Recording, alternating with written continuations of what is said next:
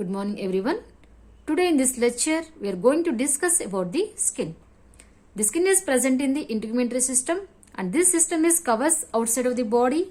It compresses the skin and appendages and it is acting as a physical barrier between the external environment and internal environment to protect the skin and maintenance of the skin. It consists of skin and appendages, nails, hair follicles and skin glands. Coming to the structure of the skin is having so many parts. Mainly it is covering with three types of layers: epidermis, dermis and subcutaneous, and along with this it is also having sweat glands and sebaceous glands, hair follicles and blood supply also it is having with the using of arteries and veins and different capillaries, and lymph vessels also present and sweat glands also present. And coming to the introduction of the skin is also called as cutis or integument that serves as a main covering of the body. The human being average weight of the skin is 16%.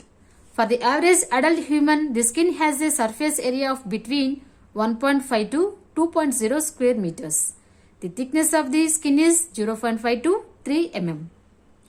Coming to the definition of the skin, the body's basic defense covering which protects against heat, light, injury and infection is called as the skin. Layers of the skin, mainly it is covering with three types of layers. One is epidermis, dermis and subcutaneous. This is the structure of the epidermis. After epidermis, the dermis layer will be there and it is the most covering layer of the skin is called as epidermis. The epidermis is composed of the keratinized squamous epithelial cells and it does not having any type of blood supply of its own. This is also structure of the skin. This is the hair follicles. This hair follicles is present mainly on the epidermis. This is the epidermis. After epidermis, this is the dermis and this is the subcutaneous. And coming to the layers of the epidermis, mainly this epidermis is covering with these five types of layers. The first layer is called as stratum corneum. This is the stratum corneal layer, first layer of the epidermis. Don't confuse here. The skin is mainly containing three types of layers. One is epidermis, dermis and subcutaneous. Now we are discussing about the epidermis. The epidermis is the outermost covering layer of the skin. And it is containing five types of layers. The first layer is called as stratum corneum and the second layer of the epidermis is called as stratum lucidum and the third layer is called as stratum granulosum. This is the third layer and next layer is called as the stratum spinosum and last one is stratum germinatum. This is the five layers are covering the epidermis. Coming to the stratum corneum, the outermost layer of the skin, this is made up of scale-like cells that are continuously shed. Stratum lucidum, this is made up of small transparent cells through which light can be passed. That much it will be transparent. This layer only present in the palms and hands and the soles. And the stratum granulosum, this layer is usually 1 to 3 layers thickness will be there. The cells have distinct granules and keratin is produced in the layers. And the stratum spinosum, this layer is 3 to 6 layers thickness will be there and the cells are constantly dividing. Stratum germinative, a single basal layer of the cells which contain the melanocytes that produce the pigmentation of the body, especially melanin. Depending upon this melanin, we are giving the pigmentation of the body like white color or black color. How we are deciding the coloring? Depending upon the melanin. Which one is giving melanin? That is stratum germinatum. Coming to the stratum germinatum contains melanin, I told no. Okay, so this is the, if there is a excessive secretion of the melanin also some of the problem and decrease in the secretion of the melanin also leads to some of the problem. Here the melanocytes produces the extra melanin when activated by UV rays. However, they sometimes hypersecreting the resulting hyperpigmentation. For example, here there is a melanin is going to be producing with the using of melanocytes. These melanocytes are releasing the melanin. If there is an increase in the secretions of melanin leads to hyperpigmentation of the body. Maybe there is a increasing the dark circles are present on the face, especially on the cheeks area due to UV rays. And there is a decreasing the melanin production also maybe leads to decreasing the pigmentation of the body, especially on the face. That is the effect of melanin. And this is the dermis. Second most covering layer is called as the dermis. It is present on the outer epidermis. And the layer is often referred to as the true skin as it forms the bulk of the skin. The dermis has a good blood supply with the using of capillaries and arterioles and venules. It is tough and elastic power. This dermis is having the elasticity power. The dermis is made up of the connective tissues and the matrix contains collagen fibers interrelated with the elastic fibrin. This is the structure of the skin again here. This is the epidermis, this is the dermis and the subcutaneous layer. The epidermis is present on the outermost layer. The dermis is present between the epidermis and subcutaneous. And the last layer of the skin is called as subcutaneous. And layers of the dermis, papillary layers, reticular layers will be there. Now we are talking about this dermis. Already we are finished about the epidermis. Epidermis is covering with the 5 types of layers and dermis is covering with the 2 types of layers. The first layer is called as papillary layer. The second one is reticular layer. Coming to the papillary layers, these papillary layers are lies directly under the epidermis. This is present under inside of the epidermis layer and it is quite thin and has cone-like projections called papilla. This is called as the papilla here, dermal papilla, and it provides nutrients and oxygen to the germinating layers of the epidermis. In first point already I told this epidermis depending upon the next layer for the blood circulation and it is useful for the dermal papillae. This dermal papillae is producing the nutritional supply and oxygen supply to the epidermis layer.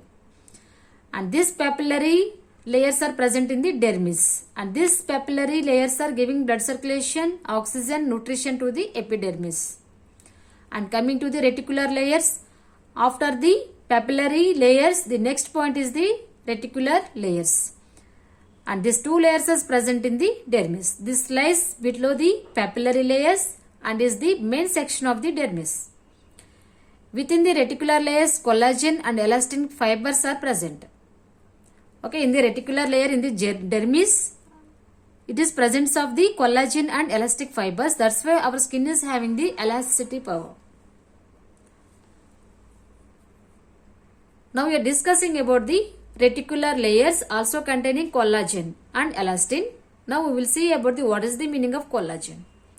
This collagen gives the skin plump and youthful appearance and is a white fibrous tissue made up of proteins. This collagen is a white fibrous tissue and it can able to give this plumping for the skin like a youthful appearance. It can able to give the collagen. If the collagen is more, the person will look like a young. If the collagen is going to be decreasing in the cells, they can become like a old looking and skin foldings also will be there. Wrinkles of the skin also is there. Like they are looking like a old man and there is a decrease in the strength of the skin due to this collagen deficiency. And coming to the elastin,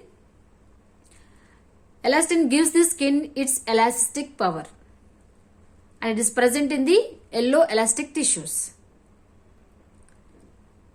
And the structure found in the dermis, already we studied about the dermis. Small blood and lymph vessels present, sensory nerves also present, sweat glands also present in the dermis, hair follicles also present from the dermis. And what is the blood supply for the dermis? Especially the blood supply for the dermis with the using of arteries and veins with the using of capillaries. And arterial supply oxygenated blood that is rich nutrients and venules removes waste products and carbon dioxide. In this structure, the arteries are supplying the oxygenated blood to the skin and the veins is removing the waste products from the skin through carbon dioxide. And sensory nerve endings, the sensory receptors also our skin is going to be having here due to touch, temperature also our skin can able to feel, touch also it can able to feel with the using of sensory receptors, pressure and pain also we can able to feel with the using of dermis. In this structure, our skin is sending impulses to our spinal cord and spinal cord is sending impulses to the brain. The brain is giving reactions to our skin. That's why we are having this sensation. It is also called as one sense organ. Coming to the sweat glands. The sweat glands, which are sometimes referred to as the sudoriferous glands. It is also called as sudoriferous glands. The word is derived from the Latin word sudor, means it is a sweats. It is a small tubular structures of the skin that produce the sweat. And the sweat glands are appears in the epidermis to dermis and it is overall spreading to the skin and it can able to maintain the body regulation. Body temperature also it can able to maintain through the evaporation process. And the types of sweat glands, two types of sweat glands we are having here. Eccrine glands and apocrine glands. Coming to the eccrine glands, these are the most common type of sweat glands are present on the skin and it can able to found all over the body surface area and it can secrete the response of the heat. Coming to the apocrine glands, it is the largest and deeper glands found in the groin and underarms area. These glands are under hormonal control and play a vital role for the sexual arousal. These glands are open into hair follicles and therefore become active in puberty age. Coming to the hair follicle, hair are dead structures that are made up of the hardened protein called the keratin. Keratin provides the body with a protective toughness for its entire surface area. The hair follicle, this is the structure of the hair. Mainly the hair is containing surface area, hair follicle, root of the hair, sebaceous glands also it is containing. The hair follicles is a tunnel shaped structure in the epidermis of the skin. Hair starts growing at the bottom of the hair follicles. This is the hair follicle and it is starting from this place. And coming to the shaft, this is called as the shaft. After most exposing part of the hair is called as the hair shaft. This is the hair shaft and it is a portion of the hair that lies above the skin surface area but also runs through the center of the hair. And coming to the root, this is the root of the hair follicles and it is a portion of hair that lies underneath the skin inside the follicle. Coming to the bulb, means mainly the hair follicle is containing these type of parts, shaft, root and bulb and also containing sebaceous glands also. Okay, coming to the bulb, here this is the hair bulb. It is the large base at the bottom of the root and encases the dermal papilla and it also containing the matrix is the lower region of the bulb.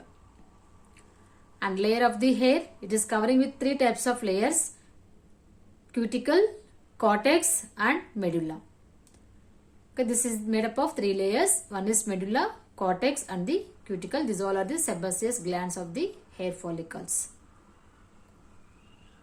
And coming to the cuticle, this cuticle present in here in this structure and this is the thin protective outer layer that contains the nourishing portion essential to the hair growth. This cuticle part can able to useful for the hair growth for the human beings and it is giving nourishment to the our hair structure. Coming to the cortex, it forms the main bulk and pigmentation of the hair. That means the cortex is giving color to the our hair like black, white, brown color hair we are having with the using of this cortex layer. And coming to the medulla, the innermost layer of the hair is called as medulla. It can able to give the oiliness of the our hair and also softness of the hair and roughness of the hair. The medulla is giving the roughness and softness of the hair substances. This is about the structure of the hair. And next one is sebaceous glands. The secretory glands consist of secretory epithelial cells derived from the same tissues as the hair follicles. These glands are found all over the body except for the palms of the hands and the soles of the feet. And it can able to produce the natural oil of the skin sebum. That is called as sebaceous glands. These sebaceous glands are producing this sebum. And the sebum, what is the meaning of sebum here? The sebum is the bactericidal and fungicidal and so preventing against all type of infections. It also provides protection and prevention of the skin from drying out. That is the main function of sebum. Coming to the functions of the skin. Our skin is doing so many functions here. The first function is it is having sensation. It can able to maintain the heat regulation. Absorption power also it is having. Protection. It is giving protection to our body organs. And excretion. It is able to remove the waste product from our body with the using of sweat. And secretion function also it is having. And vitamin D production also it is having our skin. These are the main functions of the skin. This is about the structure of the skin and functions of the skin. I hope you all are understand about the skin. If you like my video, please share and subscribe my channel. Thank you.